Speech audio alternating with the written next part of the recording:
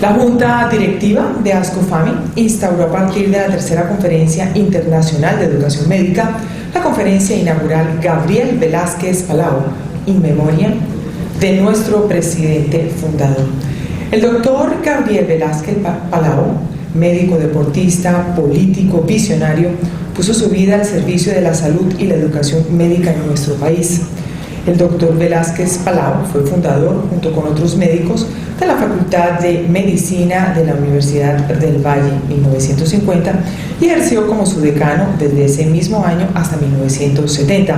Fue durante este periodo en el que, en conjunto con las otras 6 facultades existentes en el país, como eran Antioquia, Caldas, Cartagena, Cauca, Javeriana y Nacional, construyeron la Asociación Colombiana de Facultades de Medicina en el 18 de marzo de 1959. Hoy, 60 años después, nos acompañan representantes de las 7 facultades fundadoras, a quienes les damos un saludo muy, pero muy especial en nuestro aniversario. En esta oportunidad, la conferencia Gabriel Velásquez Palau está a cargo del doctor Erik Driessen, quien hablará de las tendencias actuales en evaluación en el sitio de trabajo. El doctor Driessen es el director del Departamento de Desarrollo Educacional e Investigación de la Facultad de Salud, Medicina y Ciencias de la Vida de la Universidad de Maastricht, en los Países Bajos, editor en jefe de la revista Perspectives on Medical Education. Vamos a recibirlo con un fuertísimo aplauso. Bienvenido, adelante.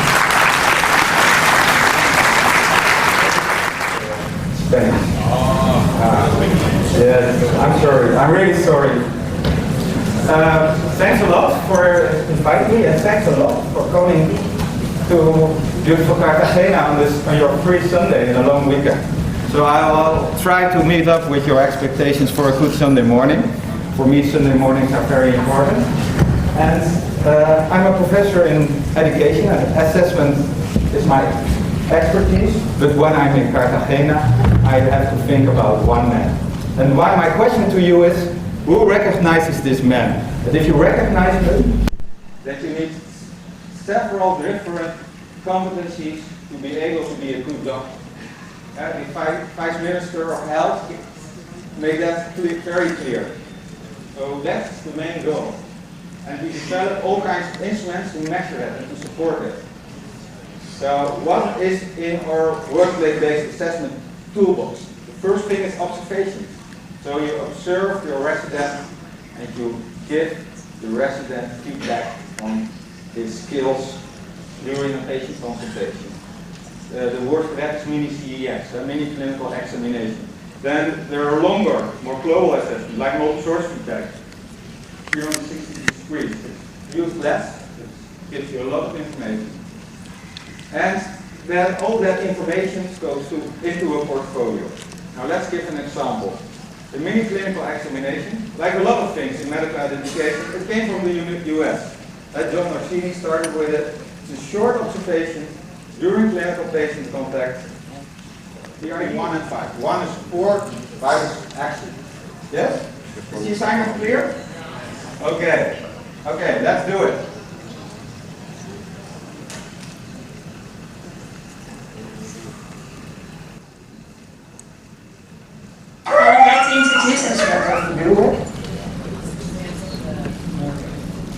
Yes.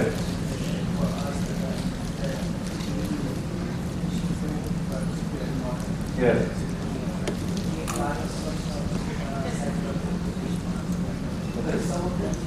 Okay. So I will summarize. He said the information to the mother is, are you from Colombia? Yes. It's in Colombia essential. You have to address the word mother. In the Netherlands you have to. I think in every country you have. But you have to learn it, because when you're a resident and you're in your first year and there's a dehydrated baby, you're afraid. You don't know what's wrong and you focus on diagnosing it. And so this is a typical situation where you do a mini clinical examination, you observe it, and then you give feedback. So let's raise hands. What would you score Dr. van Aken on medical expertise? Now let's say who says good. No? Are you? Good. Thank you. Sufficient. Who says sufficient? Yes? And who says insufficient? Okay, good. For my next questions, I want to see more hands. I know it's Sunday morning, but I want some activity. Okay, who think for communication?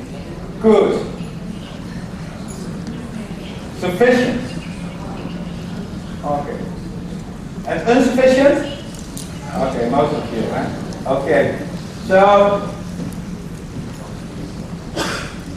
if we fill out the mini clinical examination form, it will look more or less like this. Answer gets rejected. This is how it looks. This is the mini clinical examination. And then we want to discuss the feedback with Dr. Van Aan. So what I tell you? It's simple tools and it's just there. One clarification. Dr. Van Aken is an excellent doctor. She finished her residency. The patient actually is my oldest daughter, not a boy, and the woman is my wife, and she's very relaxed regarding this. So I have everything. But I use this to train our teachers.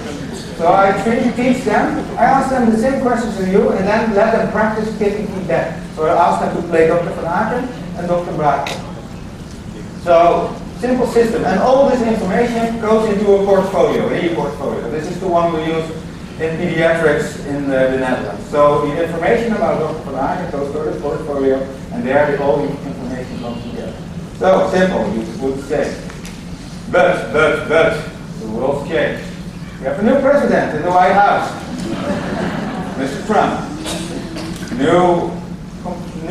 look differently at the world than in the times that Mr. Obama was in the White House. So the world has changed. But also our perspective on workplace-based assessment has changed dramatically nowadays. Now, I've written this paper with one of the professors in gynecology and obstetrics, and I think the title is clear. The question is, what has gone wrong with assessment in postgraduate training? Well, some things went wrong. And if I summarize that, this is what I've studied the past years. How have we implemented assessment in the workplace, and how well have we done that? Now, if I summarize this, the problem is the checklist approach. The checklist, you know. Checklists are great. They standardize, they are efficient, you can compare things. For labs, you know, everywhere in the world, the lab results, you can compare them. But from work-based assessment, this doesn't work. Okay, I have a question. I will show you, do a small exercise again. Sunday morning, I want some activity. I learned it. Okay, who will take a flight back home? Who's going to take an airplane? I will. Okay. Yes? Okay. In this hotel, the pilots of the KLM stay. They sleep here. Now the KLM is, I've advised the KLM, they have a portfolio with all the scores of workplace-based assessments of the pilots. We can choose the pilot with which we fly back. So, this is our pilot, and we want a good, safe flight. And now let's have a look in the portfolios of our pilots. Which pilot would you choose? He stays in this hotel, in the Intercontinental in Cartagena. Pilot 1, Pilot 2, or Pilot 3? Take some time. We are assessed. This is how you assess students. This is how we do it. Okay, which one would you choose? 2. 2? 3? 2. Okay, anybody not choosing 2? Okay, so, but most with 2, eh? And why? Yeah, we all want to save landing. Yes. I have 4 children, they want to fly back home. Yes.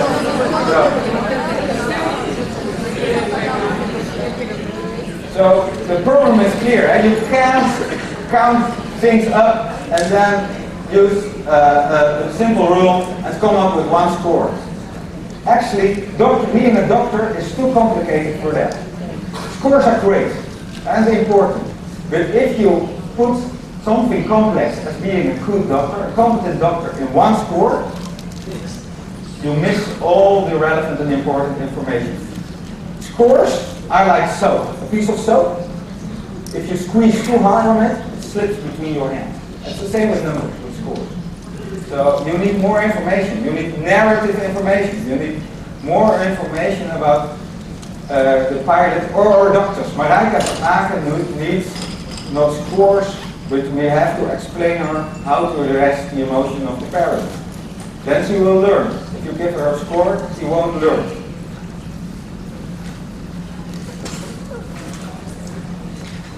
So, the problem is we use a checklist approach. We focus on scores. We focus on the problematic learners, those who are doing well. But most of our learners do excellent. They're great future doctors. So there's little focus on learning. And there's a paradox. We focus on the poor performing students, but we fail to fail. Because there's no evidence to fail them. They're not excluded from medical training. How many residents are exempted for your postgraduate training? Never, hardly ever happens. So we focus on the problem learners, but we don't fail them. So that's what goes wrong, in my opinion. So what should we do in 2019? My proposal is to move away from the checklist approach and move to what I will call a learner chart approach. Like programmatic assessment, maybe you have heard of that. Combine narratives, scores, and use assessment with a focus for learning.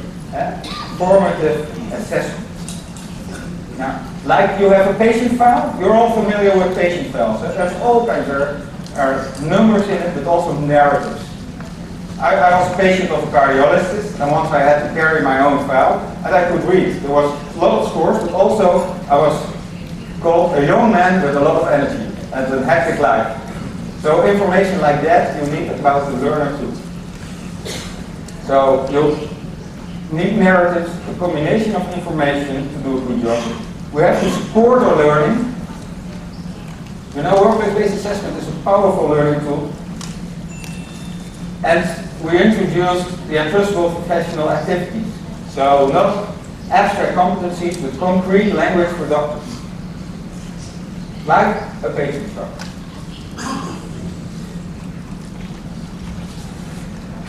So to summarize, this is what I call the checklist approach. Focus on scores, standardization. And the learning charts approach would be that you provide information that helps the learner to learn. So this could be useful. Is this good information for Marijke? For Dr. Van Aken, the resident from the video? It is, I think. This will help. Now, I asked Dr. Van Bakel if he could show us how he provides feedback to his learners. So I asked permission, and the other one I fabricated, but this is real. This is authentic. So I will show you how you can use the power of workplace-based assessment if you use narrative.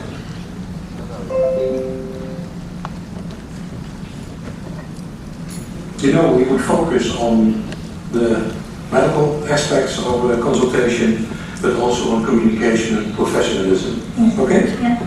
Looking back to your medical history, what do you think your strong points were?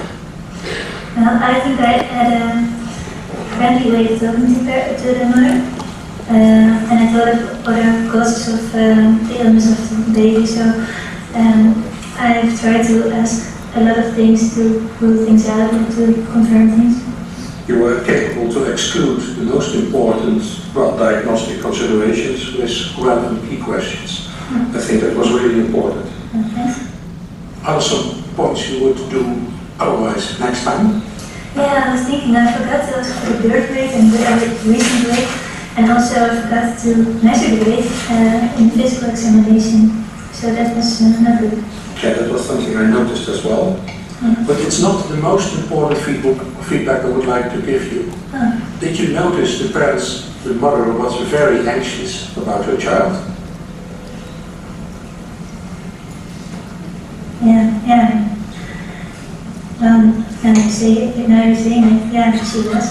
But I was very focused. I was focused on the throwing the vomiting of the baby, and I was thinking what could be the cause of that, and that is why I was ruling out every cause that came up into my mind. So yeah, I thought you were thinking in medical lists, yeah, and you almost forgot the mental state of the mother. How do you think you will include that in coming medical histories and physical exams? Yeah, well, maybe I can explain what I'm doing or why I'm asking things, and when I can say, well, I see you're concerned or anxious or something, and maybe she feels more happy in that way. Yeah. Well, we agreed that we would come back to that during your outpatient consultation, and well, for example, tomorrow, the day after tomorrow, with 2 patients, and then I will give you feedback focused on those points. Yeah, that's great. Yeah? Already filled in your electronic portfolio the list of communication and professionalism and medical things, and then well, if you agree, we try to save this. I put my password in, and then we can save it, and we come back to it then tomorrow. Okay? Thank you. So this is workplace-based assessment in action. Because the most powerful instrument in workplace-based assessment is you, the teacher. With only the lists, the forms, the paper, it won't work. It's you who has to ask questions. You know all the English. Dr. van Brakel asked questions. And you know, when he asked, did you notice the mental state of the mother? Even if it's not real life, she became red. Did you see that? What an impact. That's real learning moment for her. And then he asked for the follow-up. How will you include that in coming patient consultation? And here is how assessment can support the learner. And workplace-based assessment can be such a powerful learning tool. So we should use it. So, we're talking about trends. We have discussed the 3 different phases. Knowledge we started with. In 2009 we had workplace-based assessment. In 2019 we still have workplace-based assessment, but in a learner chart approach, in programmatic assessment, in which you combine it. But trends is also about the future. So we'll make a step 10 years ahead. Again, a dramatic change, I predict. More females, yes, in the White House. That's important. Also the Netherlands, we only have male prime ministers, so time has come for change, I think. And I choose this one. I don't know what the American people will choose, but I can't predict that. I didn't study political science. But it's difficult to talk about future. So what I did, there's a lot of published, but also the Vice Minister of Health addressed that about the future. Artificial intelligence will impact medical education, how we train our doctors. And we will be like pilots. We automatically, the computers fly the airplane, but we have to monitor that and to interfere when something goes wrong. So what the Vice Minister says, more emphasis on humanistics. It's more important. From cure to care, so less specialized medicine, more general medicine. Also, why are great individuals, why do they form an incompetent team? So often happens. So there will be a focus more on team performance. And what you see is a large call for more patient performance. So the more using the information of patients to train for doctors. So then how to predict the future of workplace-based assessment? I use the wisdom of crowd. So I use social media to ask people what will be the trends. And what I also did, I sent email to some of the leading thinkers in assessment. What do you think the future will be? And I combined this with my own. This is my personal perspective on the future. I predict. So focus on the Dutch level, on doing. More emphasis on humanistic. Everybody tells me that. So I think that will happen. More use of information technology. So e-learner chart approach. And what people said, it's embedded in real life. You have all those smart watches and things like that. So it's not something outside of the hospital, but it's integrated in how you work. Video can be so. We're all busy in the hospitals. Video can be great to discuss the learning of Dr. van Aken, but not in real time, on another moment when there is a quite good moment to discuss it.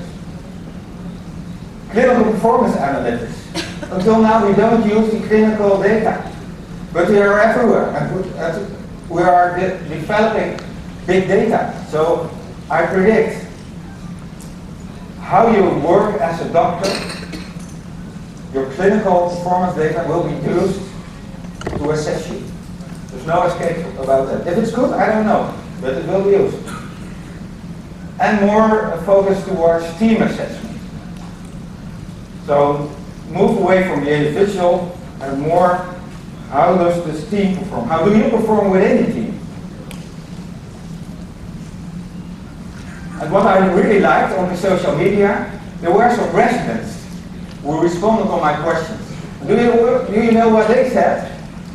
I hope, they said, I don't predict, but I really do hope that we will get more narrative feedback, less standardized assessment. I thought, wow, I really like that. I completely agree with the responses of our learners. I hope that we are able to use you and that you provide feedback to our learners, because that will be key in the coming 20 years, or 10 years, I'm sorry.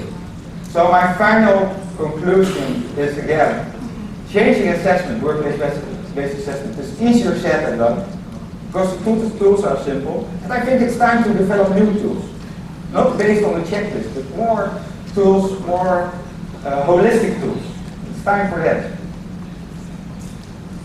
But I'm optimistic about the future. I think technology will help us to incorporate the assessment within working in the hospital.